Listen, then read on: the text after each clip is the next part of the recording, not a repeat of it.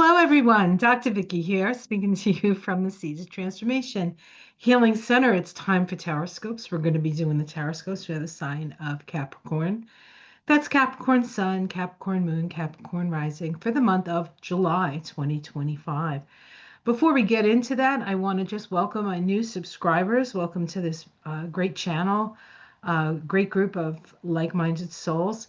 To my tried and true who have been with me for years, I really do appreciate the continued and constant support that you give me.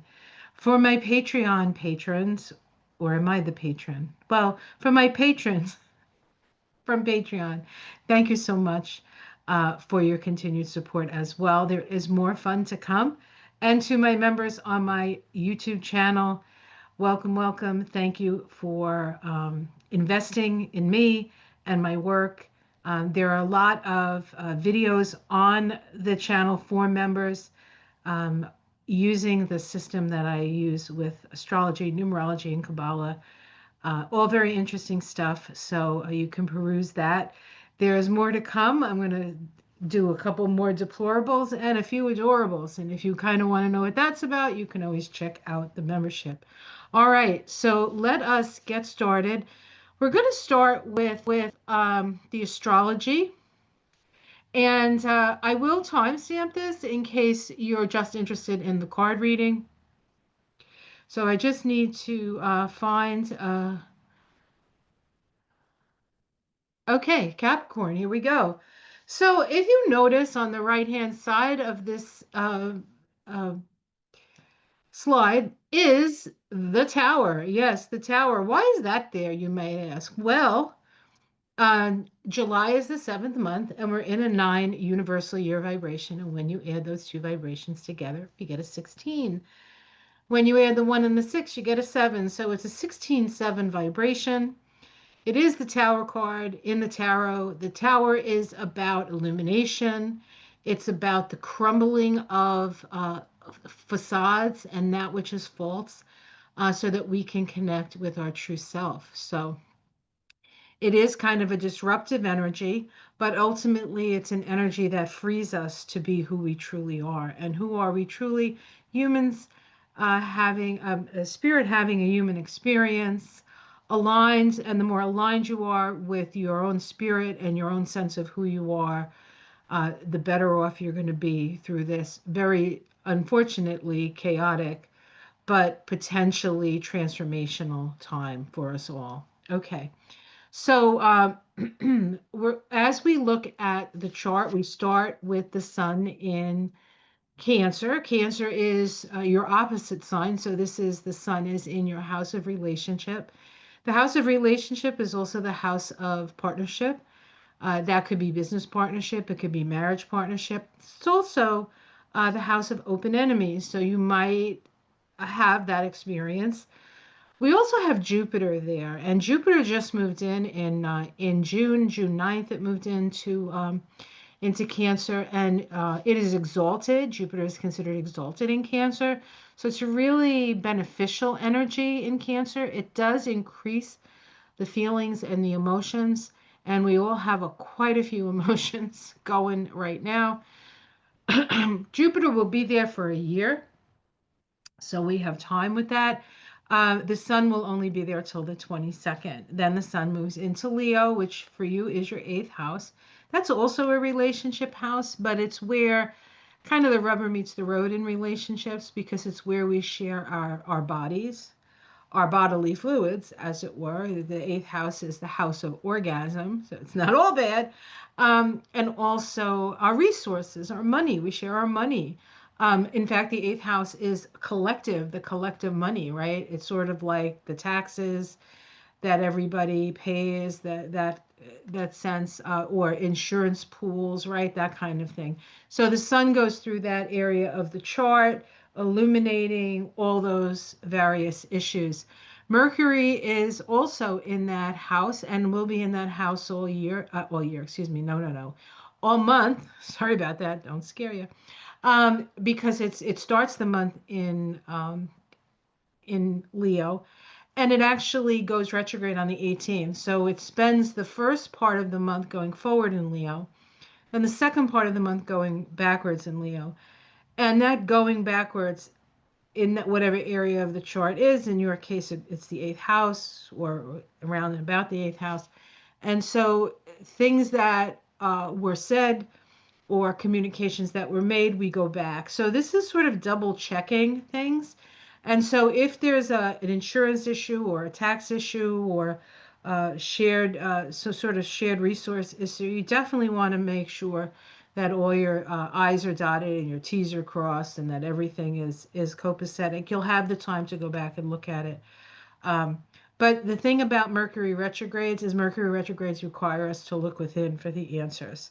And so it is a little bit of a gut energy. So you're gonna, follow your gut and then get somebody good who, if you need somebody to look over stuff, somebody who's reputable and good at what they do. Mars, the planet of action, is in the sign of Virgo all month. That is your house of justice, the ninth house, also the house of uh, long distance travel. So you may find yourself doing some long distance travel. Um, Virgo is a Mercury ruled sign. So there could be, towards the end of the month, a little bit more challenges with things like schedules and the like. So if you're planning a trip, just give yourself the time in between in case there's some sort of issue. Saturn and Neptune this month, both in Aries. Neptune moved in to Aries at the end of March. Saturn moved in April. They've been moving together. They're conjunct. They're close. They're close in a conjunction is 10 degrees. So they've been conjunct for a while, but now they're in the same sign and just about a degree apart. But this is part of a synodic cycle that actually began back in 1989 and it's coming to an end now. So these two planets next to each other are at the end of a cycle. So it's about letting go and releasing. And when we get to the retrograde energy, which is happening, I'll tell you the days that they go retrograde. Saturn goes retrograde on the 13th, and Neptune actually goes retrograde on the 4th. There's a couple of other things happening on the 4th we'll talk about. Um, but Saturn is your ruling planet, remember. And now it's in your fourth house. So it is going to go back into Pisces. So it still has a little time in Pisces. But right now it's on the 13th, it goes retrograde in Aries. And then on the 4th, Neptune goes retrograde in Aries. So those two planets start to move backwards. They're still going to be in Aries all month. They're still going to be within a conjunction, a degree of each other. You want to say something, babe? Are you going? Yeah, I just brought you vitamins. Thank you. No, thanks, babe. All right, so it's pouring here. Summer rains. Anyway, okay, so where was I? Oh yeah, so Saturn and Neptune both retrograde, but both still in the fourth house. Um, the Aries is initiatory, and you've probably attempted to initiate things. You may have to wait till next February for things to really take flight because that's when those two planets actually come together to start a new cycle. That's going to be February, I think, 20th of 2022. 20, sorry. No, that was actually a Pluto thing I just talked about. I mean, that date was a Pluto thing. February, I believe it's February 20th, 2026. Okay. We have a full moon in your sign. So the full moon is in your first house. This is a pretty emotional moon. Capricorn's not necessarily emotional, but you have your feelings right up front. And so, let the feelings fly. There's nothing wrong with feeling the feels, especially with the sun and Jupiter in Cancer. It's like you're not really going to have an option but to feel the feels. Bringing illumination, full moons always bring illumination around issues of yourself and the people that you relate to. There is definitely a focus on relationship and beneficial relationships. Jupiter is a beneficial energy in the house of relationship. So it can also be new relationships that you're having. And this full moon could be the beginning of something like that. It doesn't necessarily have to be romantic or marriage. It could just be business relationships. So that is happening. Um, Pluto, of course, is in your second house. It's going to be there for 18 years.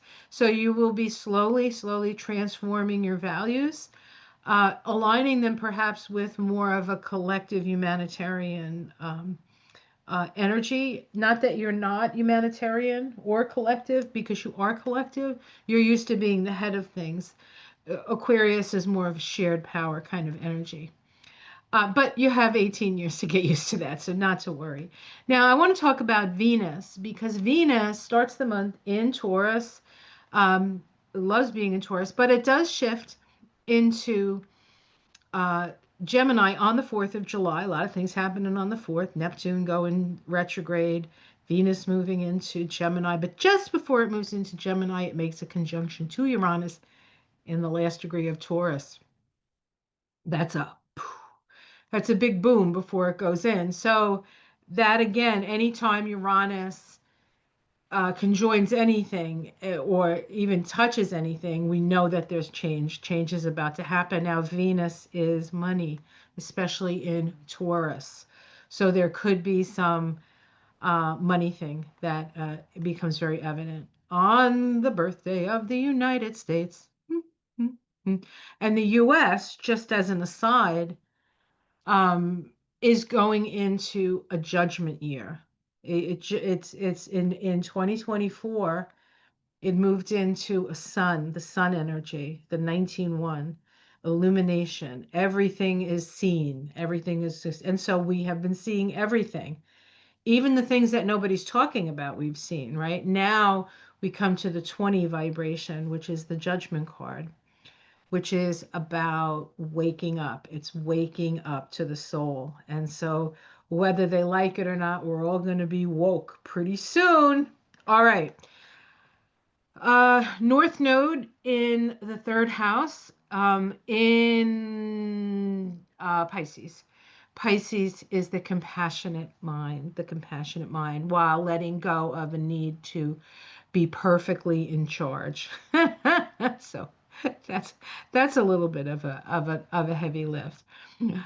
Uranus again conjoins Venus and then moves uh, into Gemini on the 7th. It's going to be there till November 7th. It is your house of health, so be careful with your health, especially Uranus can happen to you, especially if you're not dealing with your emotions or your feelings well. And we do have, yeah. So just know that if things come up, you get them checked. Like get them checked right away. Don't say, oh, this is going to go away. It may, but you definitely want to get it checked when if it comes up. Okay. All right. So I think that's what I want to say about the astrology. Now let's do a card reading. I guess I can grab these. These are I think the Witches Tarot. It's called the Witches Tarot.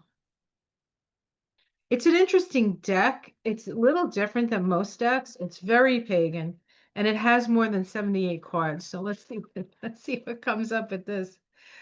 See how well I can read them with more cards. I mean, look how many cards there are. That's a lot of cards. All right. I think this is called Witches. I should look it up. Does it say it on the thing? No. Okay. All right. Let's just get into it. Get into it, Skirbo. We start with ooh, the 10 offering. Offering. This is like a reverence. This is something that we do in pagan ritual.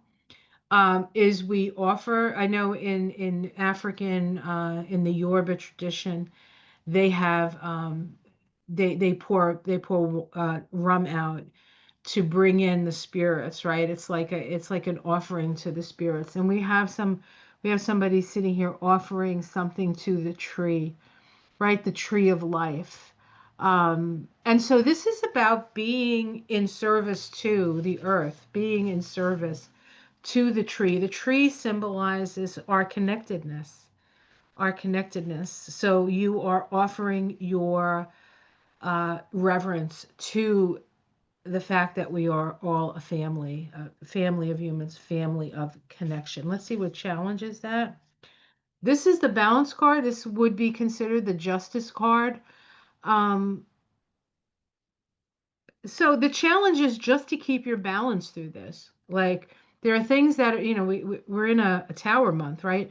So there are things that are going to be happening, and it's going to be a real challenge, I think, to just stay in a balanced state through it. Let's see what's underneath it. The wheel of life. The wheel of life. This is the wheel of fortune. This is change. This is change is inevitable. So at the root of this is change is happening. Change is happening. And so we are grateful for where we are, for who we are, for what we are. There's a lot of challenges with things that are out of balance or things that are seemingly out of balance. It's almost like when we get to this point, we have these undulations. It feels like this, right? It's like you're up, you're down. It's the best, it's the worst, right? Eventually, that will just even out. And it'll even out from, it starts like this, because this is the hierarchy. And then we have all this disruption, right? This reminds me of watching Soul Train when I was a kid, right? And then all of a sudden it starts to slow down, things start to even out, but then when it ends, it's at a higher level. So that's sort of how the energy works. Let's see what's in the past. Ooh, the shaman. 13, the shaman. This is our connection. This is about the shaman is about a soul retrieval. It's about retrieving parts of yourself, the maybe the wild parts of yourself. You're a Capricorn, you're sort of like, I'm a Capricorn, I'm in charge. But there's also like the goat is there's a feralness about Capricorn. Um and a real sort of powerful sexual death and rebirth kind of energy. And that is something that you have connected to in the past. In the sky, we have the seven of water, the seven of water. Sevens are about understanding, and water is about your feelings. And so through this process, Spirit says, examine your feelings, see how it's coming together. And in this card, we can see we have a watering hole, and we have a whole bunch of different kind of animals going to be around the watering hole. And so that which sustains us, we can stand next to somebody who's very different from us, but there is a common thread, right? That we all need water, we all need shelter, we all need food, we all need opportunity to be creative in this world. And so we're all sort of drinking from the same fountain of life. And so notice who's next to you while you are sustaining yourself, and give a hand. Maybe they can't reach the water like you can. Give them a hand, right? Okay. Your immediate future, which is pretty much the card for the month, we get the strength card. So you are standing in strength. You are standing in strength. And here's this woman standing with all her relations, right? All the kingdoms here, the plant kingdom, the animal kingdom, the mineral kingdom, the human kingdom. How it's seen from the outside. We have the journey. It's looked at as a rather difficult, somewhat mountainous journey here through the ups and downs, the gullies, the rivers, the journey of man. Hmm. Your domestic situation. Oh, love. Love, love, love. So you are loved. You are loved by your family. You are supported by your family. You're nurtured and you nurture. That's a lovely card. So I think what one of the things you can depend on this month is your family connections. Hopes and fears, the seven of fire. This is a courageous energy. Perhaps you are fearful that you don't have the courage, or you're hoping that you do have the courage. Let me tell you, Capricorn, you have the courage. There's no doubt in my mind. And then we have the outcome as the seven of air. Seven again is about evaluation. You're evaluating, and air is the mind, right? It's the thoughts, and we have this sort of um, it's not really a wind chime, but it has all these different feathers, and so the wind is blowing and moving these feathers. It's about having an analytical mind, but also being open. There's a need to be open to the air currents out there. Let's see if we can get a major arcana. We have the two of air. There's a little hedgehog down there and some crows in the tree. The three of earth, which is doing your work. And let's see, one more. We'll see if we can get a major. The three of water. So there's two threes and a two. So this is about gathering with others of like mind. There's strength in that for you. And again, it's really about what is common for all of us. What are our common needs? What are our common desires? How are we going to get there? You are generally somebody who's in charge and likes being in charge and is good at being in charge. And really Capricorn, although sometimes you guys get a little bit of a tough you know um a tough rep, oh, they're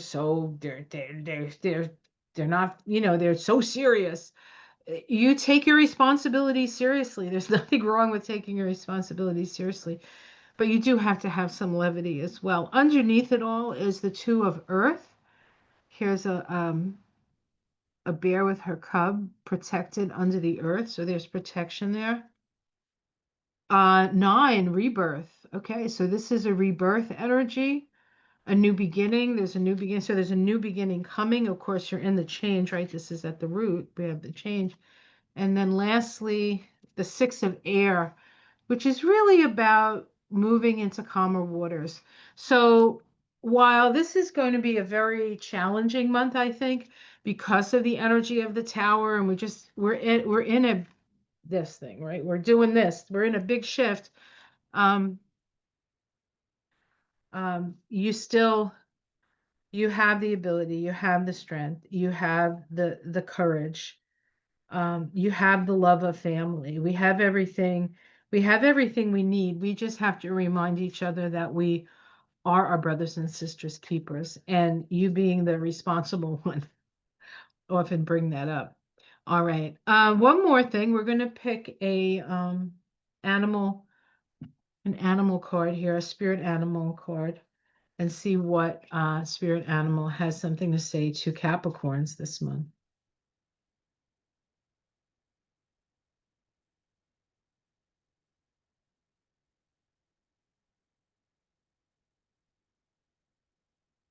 It's been raining on and off all day.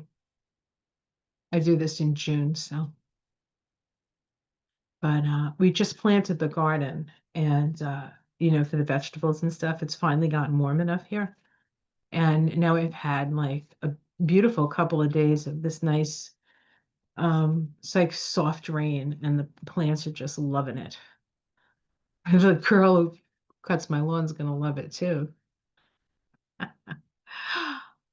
Bee spirit, sweet results await. Bee. Bzz, bzz, bzz, bzz, bzz, bzz. I like that. Okay, let's see what we have here. Bee spirit.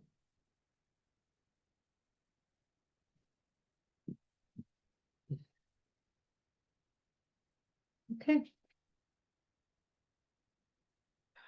The bee spirit's message is that sweet rewards are on their way if you are willing to get your ego out of the way and immerse yourself in the connected energy of all things. Bee spirit knows not to let a sense of being a separate self get in the way of a good thing. Spirit is always producing honey. Miracles and magic are everywhere. When you connect with the great hive, you are vibrating and buzzing in the exquisite harmony with with all with all. Be Spirit asks you to focus on connectivity. Your body, heart, and soul and psyche experience total interconnectedness and true integration when you self forget, when you remember that you are part of a greater unified consciousness. Yeah, that's really what Spirit was giving you with that seven of water. Moving from separation to connection, from self centered limitation to spirit centered infinite possibility and potential. You become busy as a bee, enjoying the gifts of bee spirit.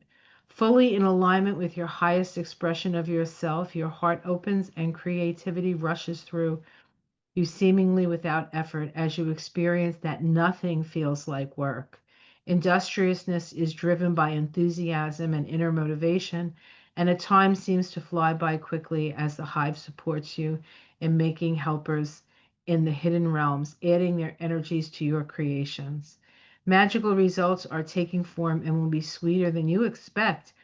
Bee Spirit wants you to remember you are part of a divine partnership uh, with the conscious universe is being rewarded even if you can't see it yet. And ask that you share your good fortune, for there is plenty of honey for all.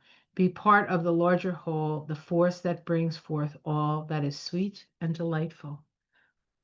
So this is about being part of a greater consciousness. And that consciousness is the consciousness of humanity. And humanity is waking up to the fact that we no longer have to live this way. And you, as a natural leader, is going to be a big part of that. So, all right. Have a great month. Take care of yourself. Be careful out there. Help those who need help. Support yourself. Nurture yourself. Take care of yourself. And I'll see you again next month. Namaste.